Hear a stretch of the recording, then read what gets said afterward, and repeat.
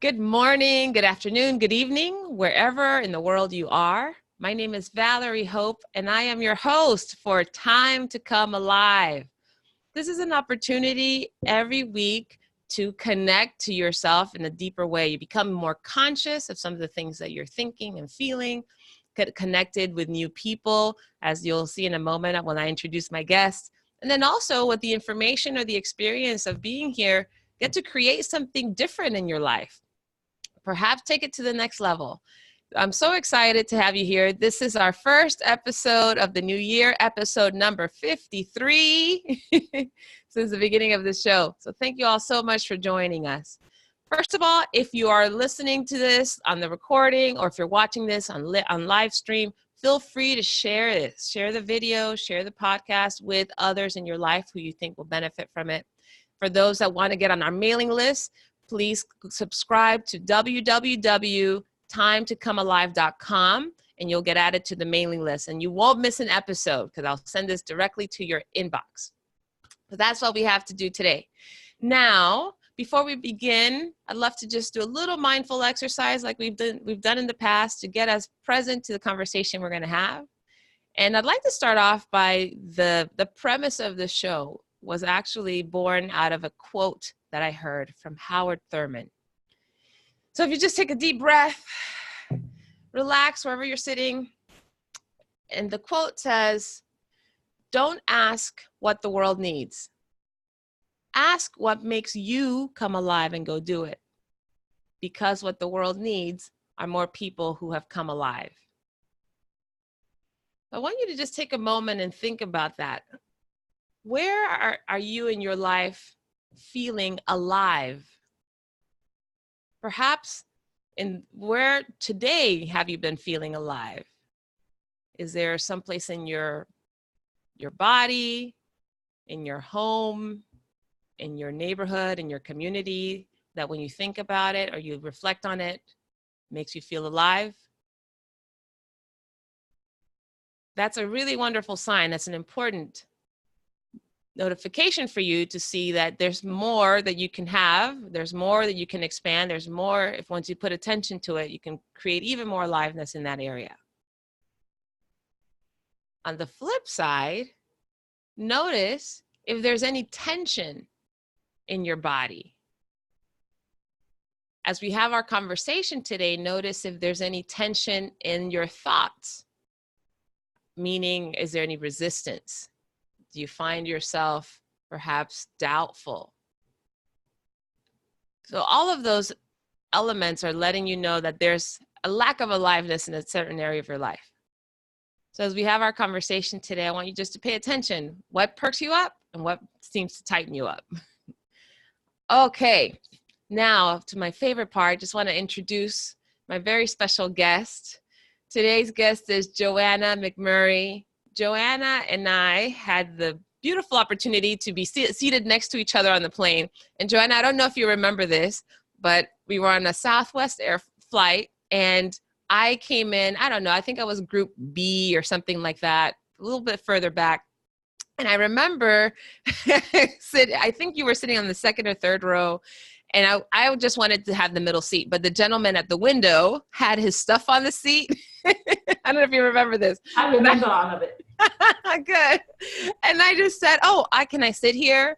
And you moved out of the way. And he was like, oh, there's plenty of seats on the plane. And I said, I know, I just want to be close to the front.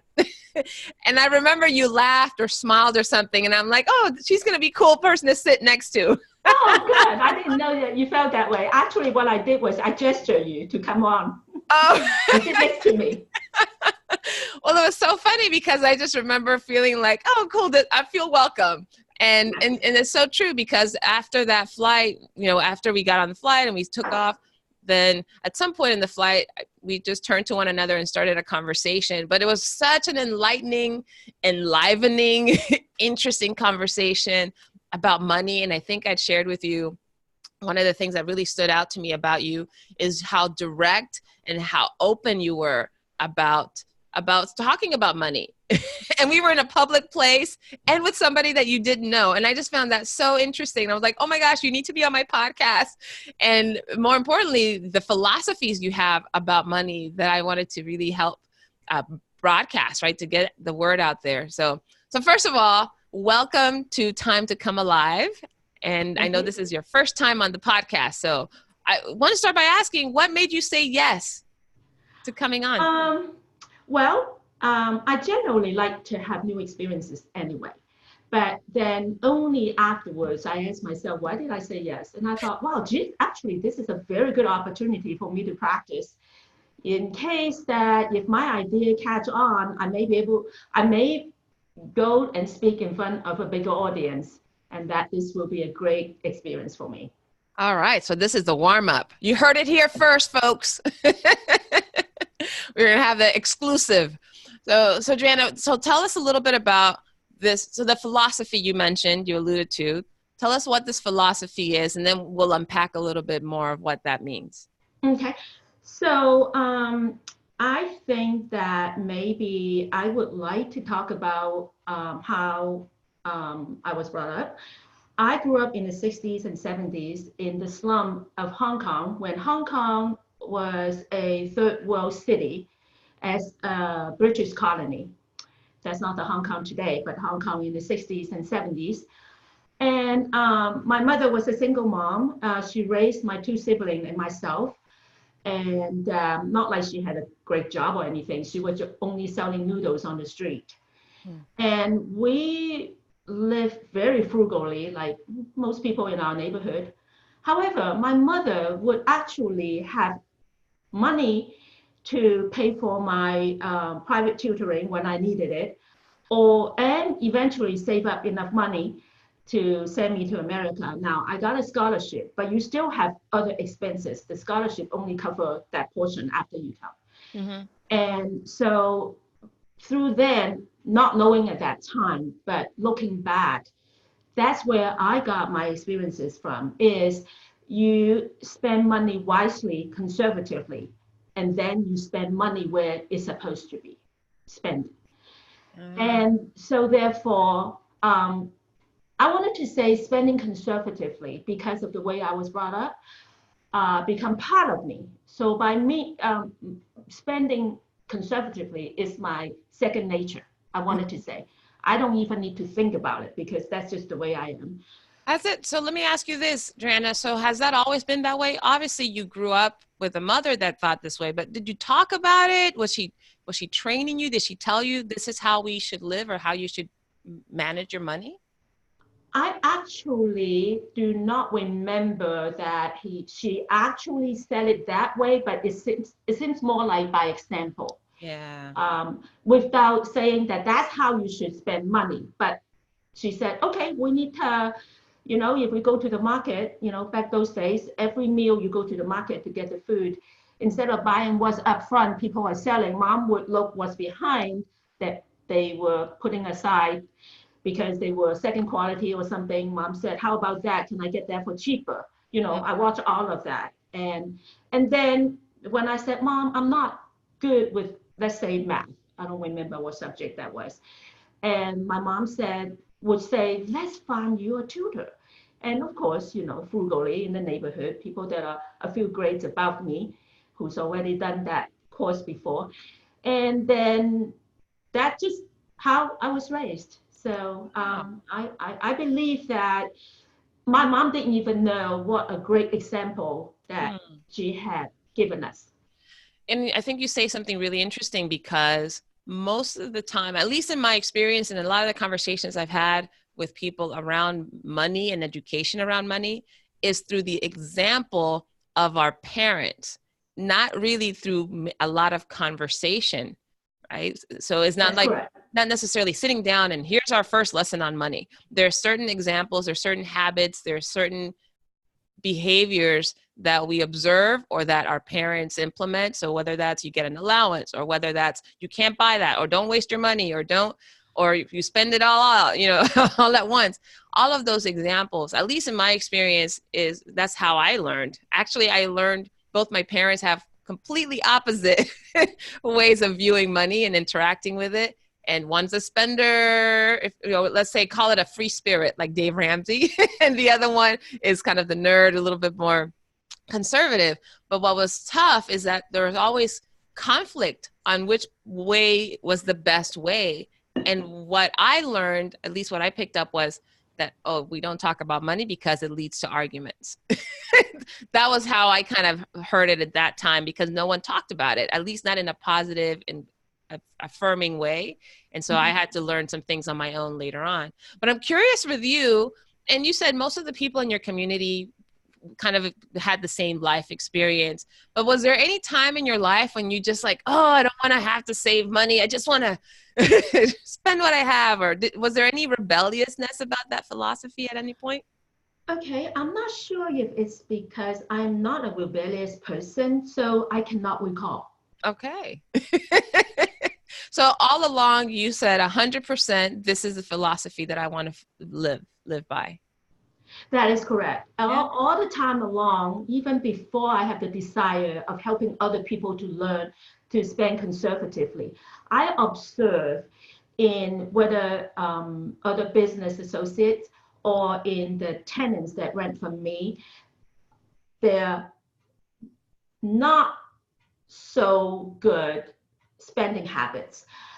I would think to myself, I am so glad I'm not like that. I am so glad that I'm naturally not like that. It's not even a choice to save money. Yeah. Because that's just the way I am. Well, let's paint a picture for us, because spending, right, being conservative about money, Sure. There's something that you do or don't do. There's things that you say yes to, things that you say no to. So tell us, what does it look like to be conservative with your money?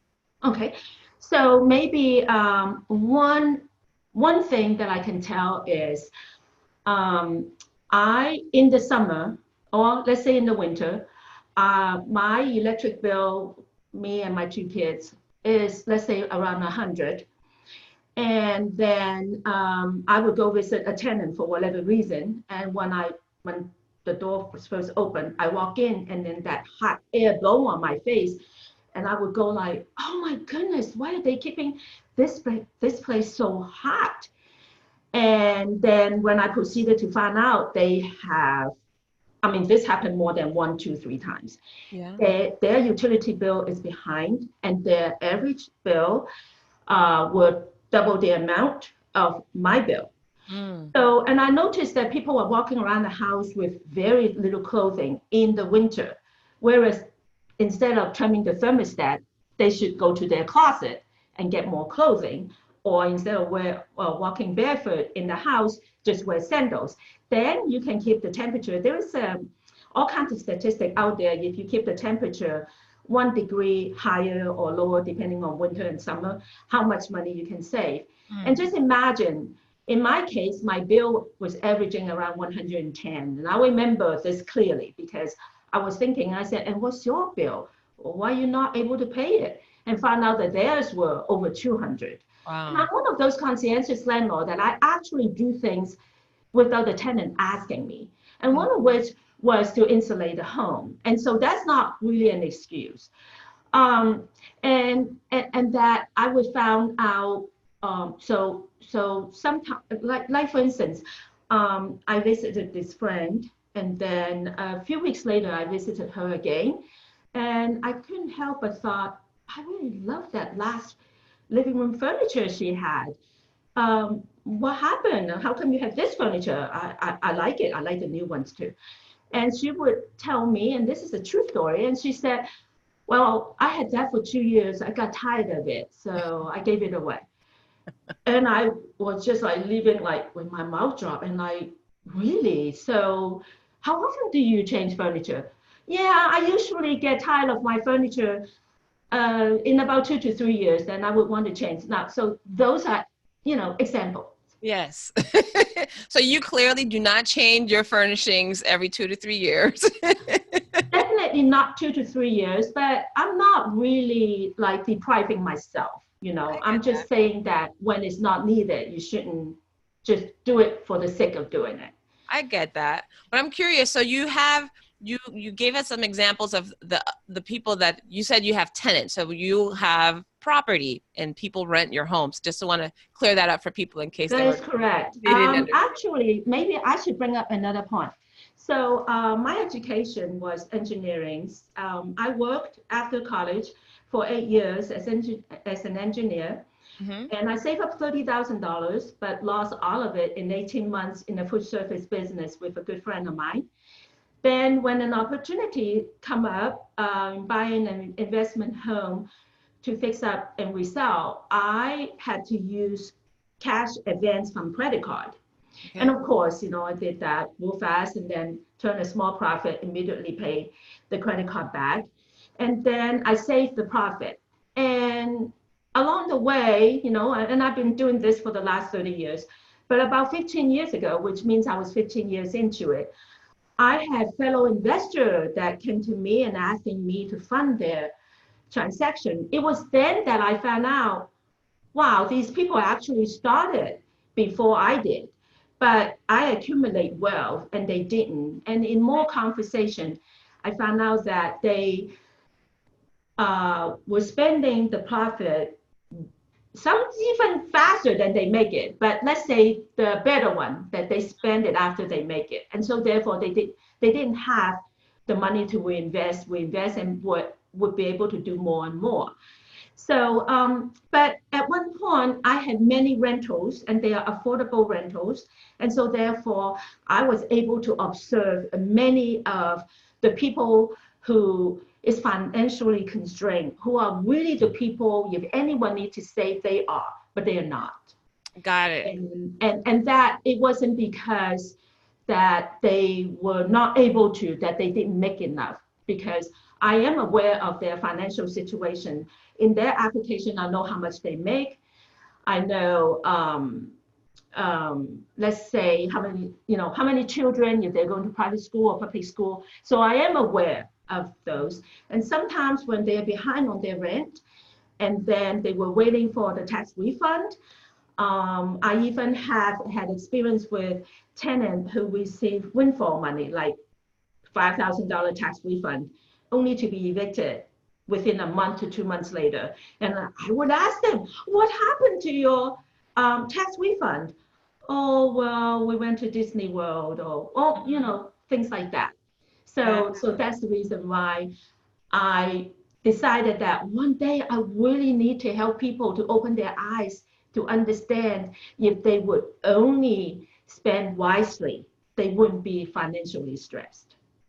I can see how much you obviously care, right? It's one thing you grew up with this mentality because your mom taught you, and your siblings, and that she modeled for you what that looked like. And I can also see how much you see the impact of people not saving or not spending conservatively have on their livelihood, have on their ability to be able to stay, in a nice home, to live comfortably. So I'm curious about, just to help people as they're listening to this, what are your habits? What do you do that makes spending so conservative? Like, what do you do or what do you not do?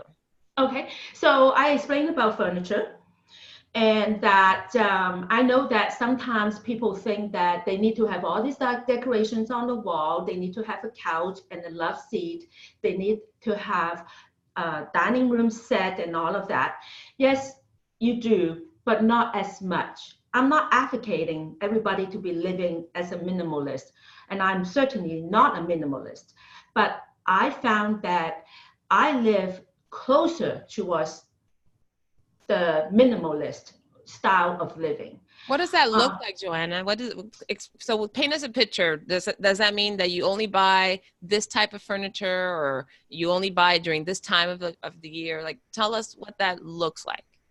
okay, so as far as furniture, I only have the basic furniture, and I've already talked about it's the same furniture because I'm not rough with them. So I wanted to say that my couch is possibly over 10 years old, Yeah. and it's not like the integrity is gone. So therefore, there's no need to replace it. Mm-hmm. Um, my dining room set is definitely 15 years old, and you don't really, um, unlike a couch, which you sit on it a lot, it may lose its integrity. I don't see how anybody can make a dining room set old and not, not comfortable to use.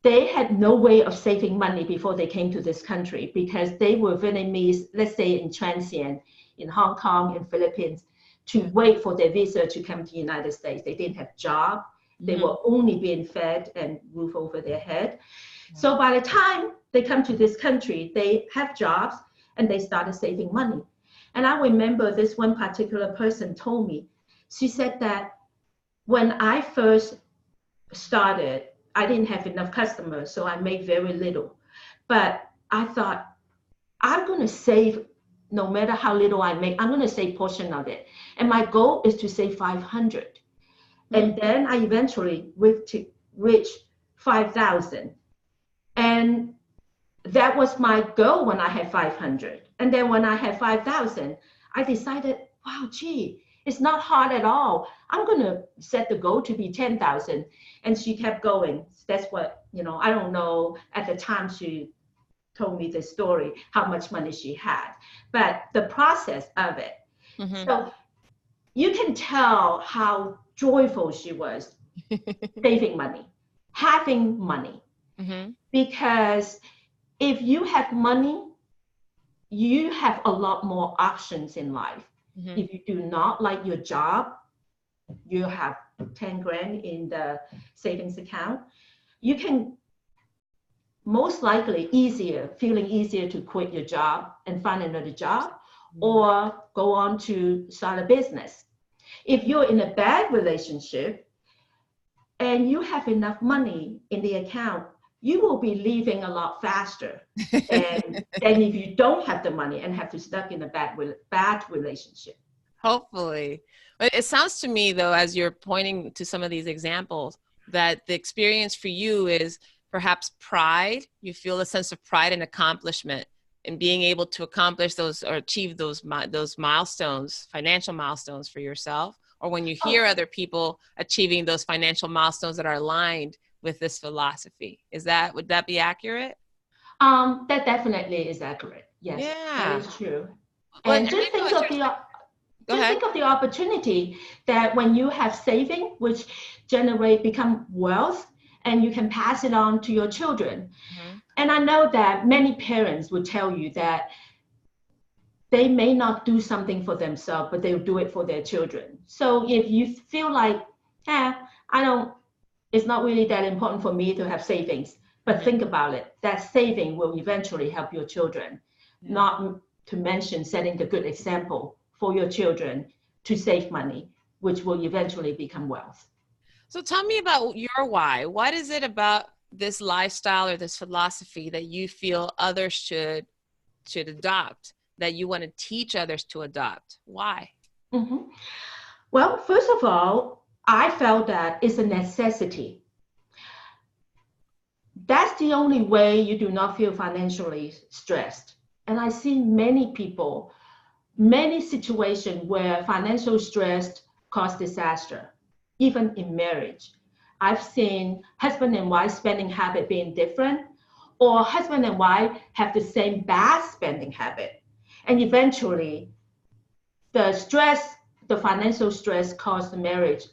Well, I'm pretty sure that there are other reasons, but it's definitely a major reason, a contributing factor for a marriage to fail. And then I've also seen that people, let's not say crime, but infraction that they commit because they don't have money for rent.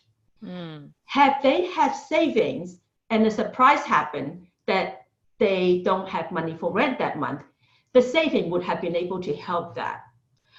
I also think that corporations, small or big companies, should encourage and motivate their employees to have the habit of saving, because employees that have less financial stress would produce more, so better productivity, and also less absenteeism. The next would be government. If government go in and actually help individuals save money for rainy days, then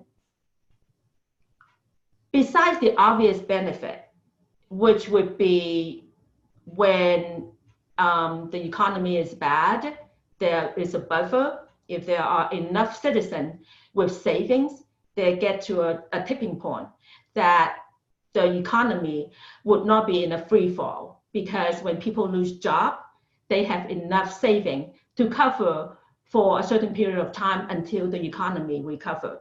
But there is a real subtle, but yet I believe very true situation about if the majority of the citizens do not live paycheck to paycheck, but instead have savings, then and less financial stressed, they would be more tolerant of others or other groups of people. And without going into the detail of this argument, I'm sure that I'm not going out on a limb to make that claim. So what you're seeing is that when people can remove the financial stressors from their life, right? Not having enough money, not being able to pay rent, not being able to put gas in the car, not being able to leave a job because of fear of losing that income, not being able to leave a relationship because of fear of not having that financial support or being able to do it on your own. You're asserting that by removing the stress of having to live paycheck to paycheck, that people would have more freedom, that the economy would be more stable, that there might be less opportunity for crime or for infractions, like you said, that marriages might thrive, families might be more relaxed, or at least more loving. There wouldn't be as much conflict likely. So there's a lot of good reasons. I think you've outlined some really wonderful reasons why people should save money. What I really want to get to, though, is why do you feel that that's something that you want to bring to the world? It's one thing to choose to live this way. I get that, right? It's a very individual choice, but I'm curious about what's driving your need to share this message with others. Because I want others to be able to live free from financial stress. I think that is such a better life to live. And, let's talk about the worldview today.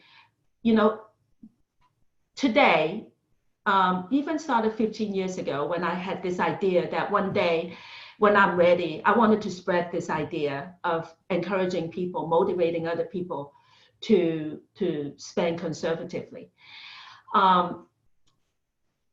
Especially today, we are in the middle of a climate crisis. By spending less, so setting the temperature, the thermostat, buying less material items, all these affect the environment in actually not even indirect way, but in a direct way, which I believe is not just saving money, eventually leading to wealth. It's not just good for the individual. And then I also mentioned about when enough citizens have saving, it saves the economy if the economy becomes bad. So that's good for the country. I'm also saying it's good for the world, because consuming less is in a way helping the environment. And I'd be hard pressed to find a lot of people that would disagree with what you just shared. What I'm driving towards, though, is there's something about all of those conditions that you would like to see remedied that are driving you. Why are they driving you? What is it about people experiencing freedom and the environment being taken care of and economies in the world being better? Why is that important to you? Okay, so I think I got an answer finally after you asked me a couple of times now.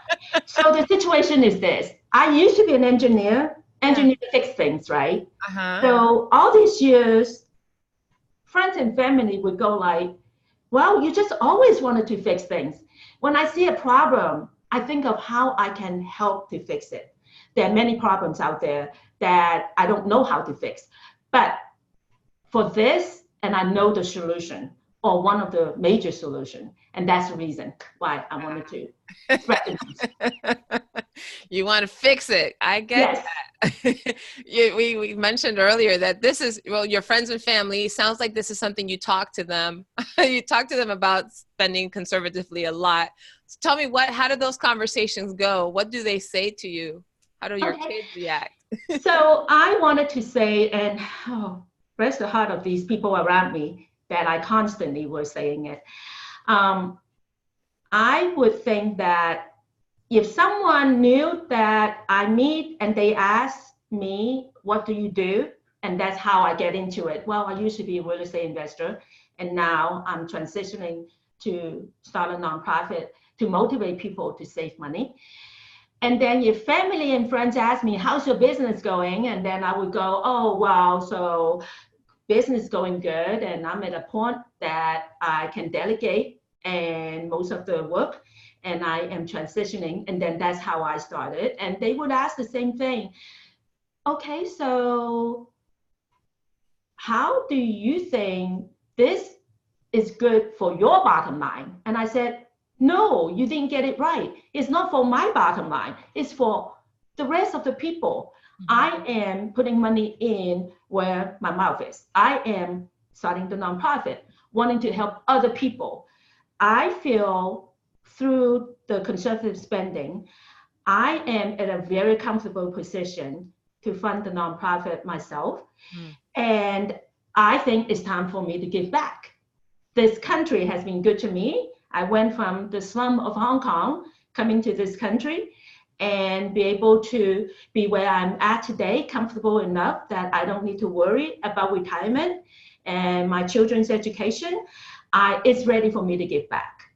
And so that's how usually the conversation come up. And I am aware, I mean, I have observed, a newlywed couple saving money supposedly for grad school, but yet they have to have 2-bedroom apartment and then move into a 1,400 square feet 3-bedroom townhouse.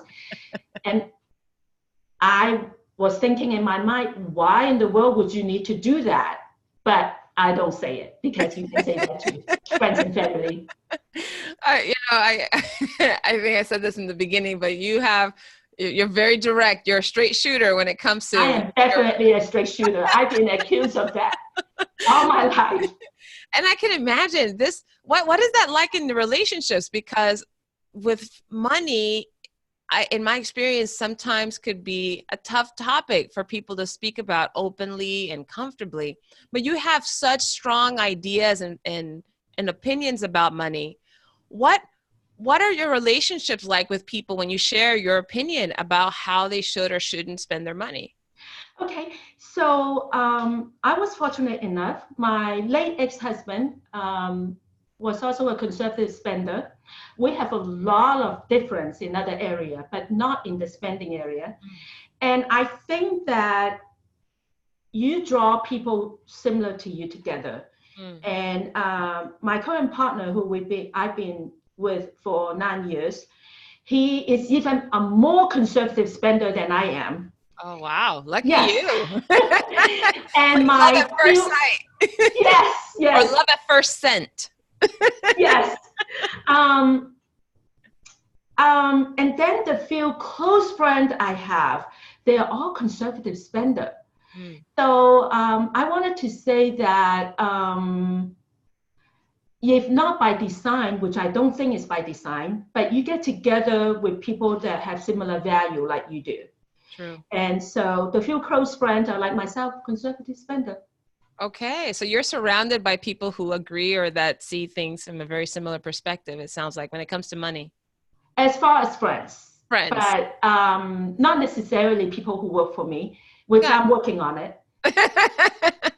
Bless their hearts. Yes, I want to say the same thing. What about your kids? Do your kids also subscribe to the same? Do they also spend conservatively? What's their philosophy like? Okay, so I wanted to say that they are not as conservative spender as I am. However, they are definitely better than average. And I am still working on it. How old are they? They're 28 and 30. Okay. Oh, there's still time. And that actually goes to the other topic. It's actually harder when someone is already grown. Ideally, teaching a habit, spending money, or conservatively spending money, it's like any other habits. It's better learned when a person is young. Yeah. So I found that while I do not have influence over the educational system in, well, unless, my idea catch on and be able to get the big initiative like Melinda Gates, Bill Gates Foundation, to look into it and the government. Otherwise, I found that I'll have to start with adults, and that involves retraining, which is a lot harder than training. And I finally decided it can be done, but it has to be repetitiously. That so that's what my nonprofit will be, is to motivate people and to get them to watch video or read articles on a daily basis, and that give them free subscription or free book, audio book, or depending on the person who like to listen or who like to read, of other guru out there that teach you, the ways of spending conservatively.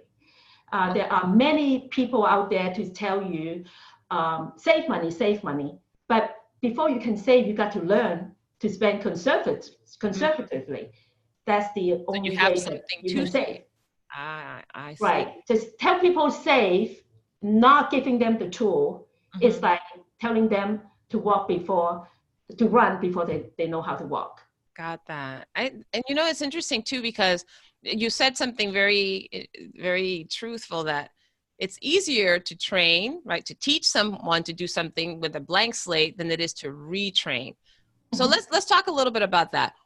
If you were training young people, because I'm sure somebody here is listening thinking, oh, that might be a good way for me to train my children or work with the students that I'm with. What are some principles that you would start training youth on now about spending conservatively? Okay, so let's say youth. I'm gonna assume you meant high school, middle school. Yeah, let's say middle school, high school students. Yes.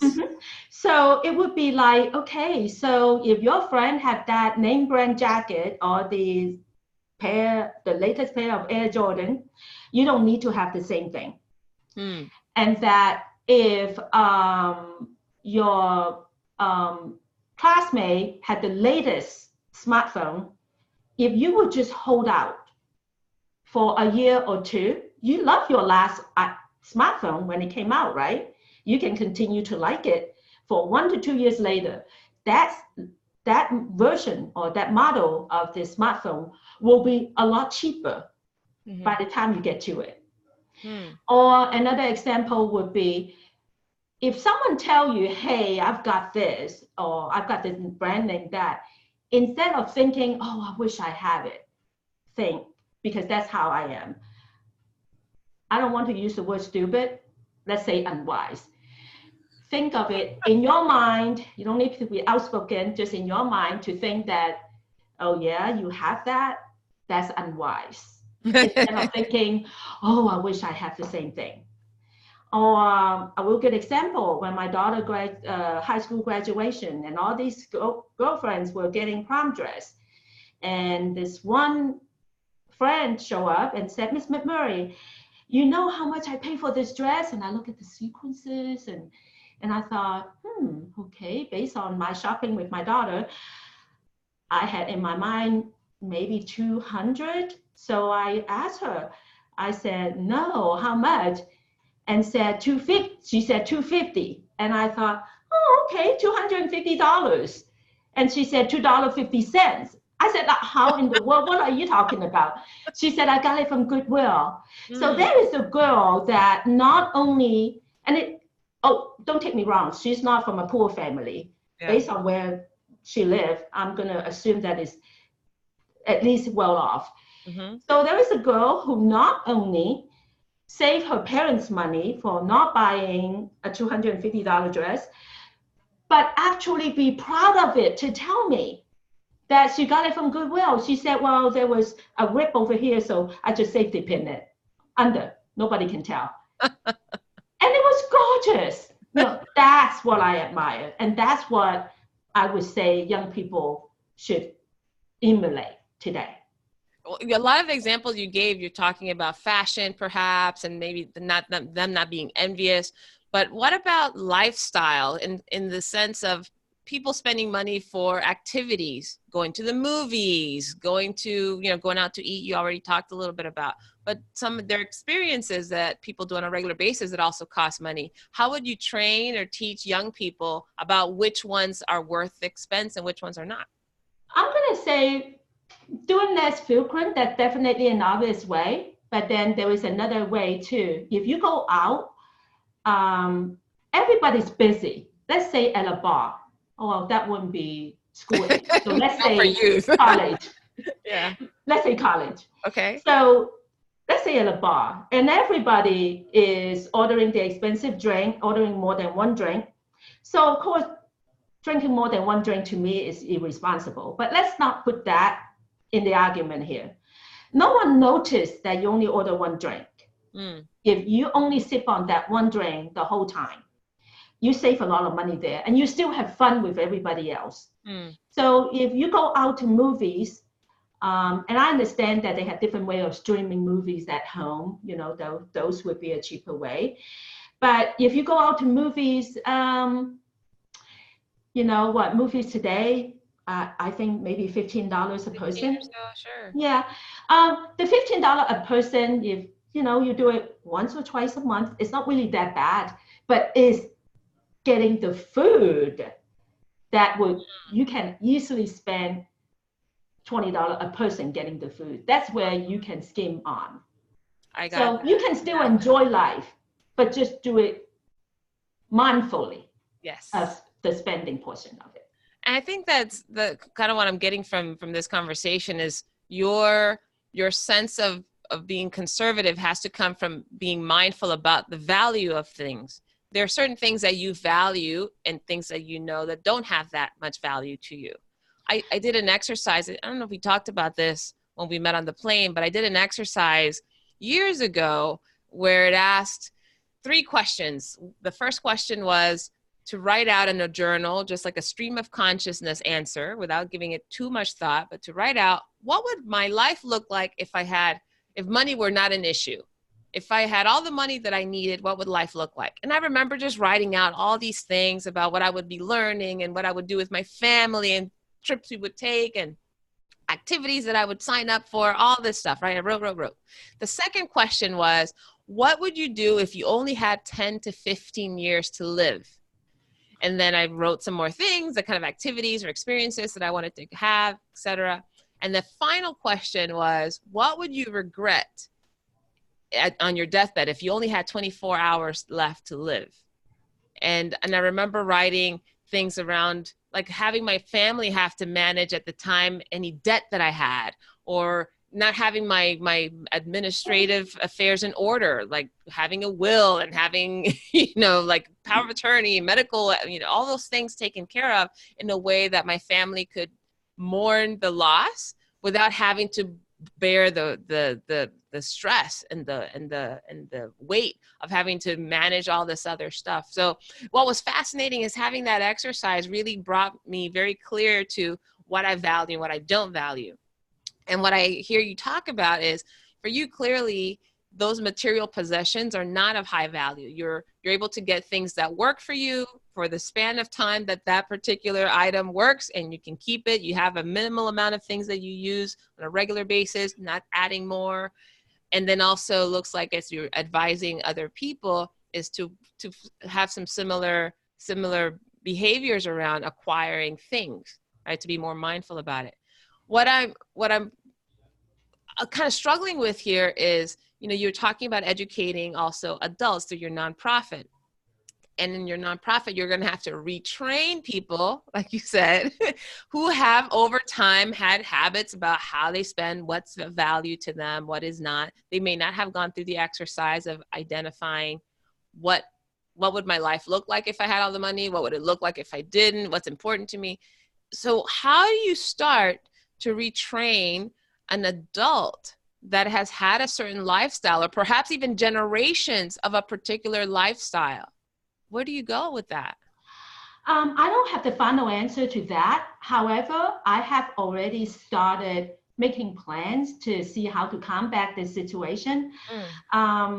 Fortunately and unfortunately, I personally do not have that struggle. It's like you said, I've already, there are not really traveling need that I desire to do or material need. So that's the fortunate part. But so unfortunately, because of the fact that I don't have those needs did not come natural to me. Therefore, I don't have the experience of how to combat for other people who do. But what you just told me, which you told me that on the plane as well, make me realize that it should be something that I need to incorporate, is to get these people to do the same thing like you did, and see if that would help. But the word to retrain someone, the word is repetition, is keep motivating the adult, whether it be video, audio, or reading. If you do that enough times, people will change. Not all, but in an ideal world, it will be wonderful that if 100 people listen to your message, 100 people gets the message. But if 100 people listen to the message, less than 50 of them, close to 50 of them get your message, that would be wonderful already. It would. How do people react when you share your philosophy with them? You know, especially those that you don't know, people who you've met, maybe, you know, your tenants or people you work with. How do they react? Be very honest with you. These people look at me without any response, silent. So I can only surmise that they think that I'm crazy or that it's not achievable.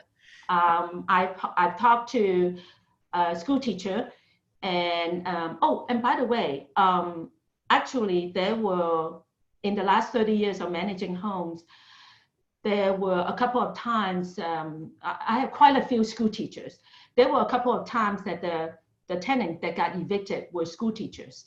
They make decent money, but they're school teachers, but they are horrible money manager from the other aspect that I learned about them for being their landlord. But anyway, I wanted to say that one time I actually talked to the school teacher regarding, it was Christmas time, and somehow the conversation went to her kids, student, have a lot of Christmas money. And that I would say, did you talk to them about saving the money? And I don't mean saving the money like an adult saving the money, but for something that's worth it, like a field trip with the school. And she said, no, Mom, you can't change people's culture. They brought all of it.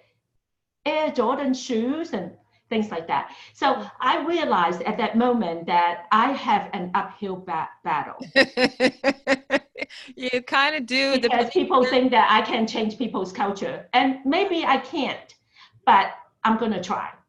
And with you saying that, if you said that if you, what regret you have, I want you to know that I do have that experience, that last bit of it, because in 2017, I went through cancer surgery. And while I was laying in the hospital due to the complication as the result of that, I have two, I wouldn't want to say regret, but I have two things that I thought if I die, I didn't get to do. One was to be there for my children when they're already adult, but you know, when they have families, and be their guidance. Yeah. And the second one was that I didn't get to do this nonprofit and spread the message. Good. So those were mine. That's wonderful, because then it makes you realize that there's some work to do, Joanna. That's right. That's really exciting, because I do think you know, you said there's something psychological that needs to be addressed when we talk about money that I think sometimes goes, I don't know if ignored, but we definitely don't probably spend as much time as we could. Everybody has information at their fingertips. Like literally you could scroll, you could click to find Absolutely. out how to save money, how to make money, how to invest money, how to get multiple incomes. There's all sorts of resources and tools out there. Much like when we talk about weight loss or fitness, you could sign up for all sorts of fitness challenges or gyms at every corner. The thing I think to look at is the psychology of the person that has us make the choices we make. That there's certain beliefs that we have about money and what money is and what it isn't. I'll tell you, you know, you were talking about Christmas. Recently, we obviously celebrated Christmas. I have 5 nieces and nephews that live here in Dallas. And what was interesting is I really struggled because I'm like, I don't really want to, they have so many things. They're wonderful kids, well-deserved. They have toys like at the wazoo. They have tons of stuff. And their parents are very mindful about money. They actually taught me a lot of the things that I know. So I really struggled with, okay, I don't really want to spend that much money on this, but what can I give them that would be a value that shows that I'm thinking of them, that shows that I care about them, right? They're all young, so they look at those things. And I actually created coupons for everybody to spend quality time with them. So for example, going for tea with my 13-year-old niece or smoothie or something, or taking a couple of the younger ones to play at the park. So there's, based on their age and their interests, I created some coupons of spending time. But I told you, before I even gave it to them, I doubted myself so much. I'm like, they're going to think this is cheesy. They're going to think this is dumb. They're going to feel like, why didn't you were too cheap to spend money on us. My judgment, this is all my noise in my head. When I actually gifted them that, and I actually even gifted my brother and sister-in-law coupons so that every month I go watch their kids and they can go out on date night. And what was interesting is that they were all so like excited about it. They've already started talking about what kind of smoothie they want to get or where they want to go and when. And I was really impressed. And now these are the kids, and my brother and sister-in-law were also very grateful that they can also spend some time together without children and I can take care of them. But what I found, I had to confront some of my own beliefs about what gift giving meant. And that if spending money on someone was more important than spending time, and how to do it in a way that honored both. So I think you have your work cut out for you. Yes, and I would like to tell you that, like I said, I am starting the nonprofit. We're still working on the website. However, I've already done experiment in the last 10 to 15 years on friends. I give $100 a month to friends with the understanding that they would, actually, it wasn't exactly that I give $100. I pay $100 of their bill. If they, the agreement was that they would save $100 into a special savings account. Oh. And by the time it reached $1,200, and this is actually 3-4 years ago, I would match it with $600. These are employed person, and that they're not on government assistance or anything like that, but they are definitely paycheck to paycheck people. Okay. And then forgot about it. 3 years later, the automatic bill paying thing still go on, and that then I get together and sit down and look at their savings account. One has 400 and one has 600. And then I said, what happened? And then come to find out that they actually did put, like as agreed, because I paid $100 of their bill, and they did put $100 in it, but they keep dipping. It's their money, right? Yeah. They save it. Yes. They keep dipping into it because they have surprises. So therefore, that just tells you that people, so what if they didn't have the money? They would be financially stressed when that car broke down in the middle of the highway, right? Yeah. But fortunately, they did have that savings account that they save $100, so they dip into it, and then other surprises. I mean, if you think about it, everybody think that they have surprises. They're actually not surprises. They're actually things waiting to happen. It's not that whether it will happen, it's just when. and so, in other words, these two situations fail. I have also, over 15 years ago, um, gave a student of my tenants, I wanted to say grandchildren or children, every 6 weeks they have a report card. And if they have a report card, when I come over, they show me if A's and B's, they get 100. If Wow. there's A's and B's and C's, I withheld part of the 100 and ask them to go to tutoring. And by the time there is a sign-off statement from the tutoring teacher that they've done 10 tutoring, then I release the other 100. And I would encourage them, without going into detail, just say, spend it wisely. And then later when I asked them, it seems like, and I don't blame them, they're children, and they are not growing up in a family where they were being taught to spend money wisely, that they couldn't really give me an answer. And one person come real close to giving me an answer that I love to hear. She said that I pay for a field trip. And I said, okay, give me the information. And I was not given the information. So I'm not really sure if that's the case. So I absolutely know that I have work cut out for me, because so far the experiment that I've done have failed. Well, it sounds like it's you said this, right? It's going to take some time to shift people's awareness. And it sounds like what you're doing, because you've been so generous, not only with your spirit of helping people understand a philosophy that can be really difficult in this society to implement, but also through your own, out of your own pocket in some cases, encouraging them, that what you're also helping people do is become more conscious, right? Just become more conscious of those habits, become more conscious of the impact. And yeah, I can see that could be, yes, work, but I don't know if I would consider that a failure. I love that you found a way to align your next phase of your life, like this area, especially having been in that hospital bed and determining that, this is one thing that I would regret if I didn't do it, and that you're committing your time, your energy, and your finances to do so. When can we expect to hear more about this nonprofit? When will it be up and running? Oh, before I go to that, I wanted you to know that what is driving me, even though I've been encountering, I call failure, maybe failure is good if you learn from it, is the fact that I am 100% certain that is the solution.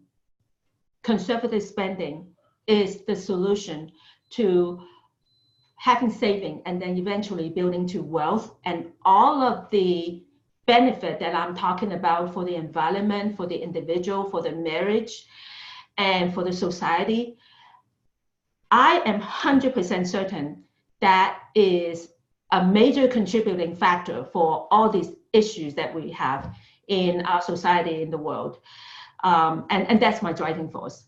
But I will be, hopefully in about a couple of months, that the website will be ready. In the meantime, because of all the delay, I think this is the third website, or third try attempt. The first two I have to scrap. My staff and we said that at the end of January, even if the website is not ready, the couple of families who express interest in signing up, we're going to do it in person. Wonderful. Just meet up. Yeah, to start it up. Explain, just show them our draft for the website, even though the website is not ready, and just start on it. Yeah, that's a version 1.0 of the process. Yeah, why wait? We can't wait till make it perfect. In the meantime, if anyone listening to this is interested in more information about what you're doing, Joanna, where should they get a hold of you? It would be my name, Joanna, at my organization's name, saveandprosper.org. No space. Okay, saveandprosper.org. And I will put this in the show notes. That way anyone that reads this or listens to this will have access to your email address, and they can connect with you. And once the website is up and running, or any other resource that you have are up and running, you'll be able to pass that along to them. All right, sounds good. Joanna, thank you so much for being on our show today. It was such a pleasure not only to have met you in such a serendipitous way on the plane, but also to have this wonderful conversation, especially at the outset of the year. Money is one of those things that usually comes up in goal setting a lot. And thank you for inviting me. Oh, I'm glad that you are here and that you shared all your information and your knowledge and your background with us. Looking forward to seeing all the impact that you have in your community. Yes, thank you. You're welcome. Thanks everyone for tuning in to Time to Come Alive. Next week, we have some more wonderful guests. Just tune in. If you go to www.timetocomealive.com, you can register to get on the mailing list and you will not miss a video. It'll go straight into your inbox. So subscribe. Looking forward to seeing everybody. Thanks, everyone. Have a great rest of the day. Bye.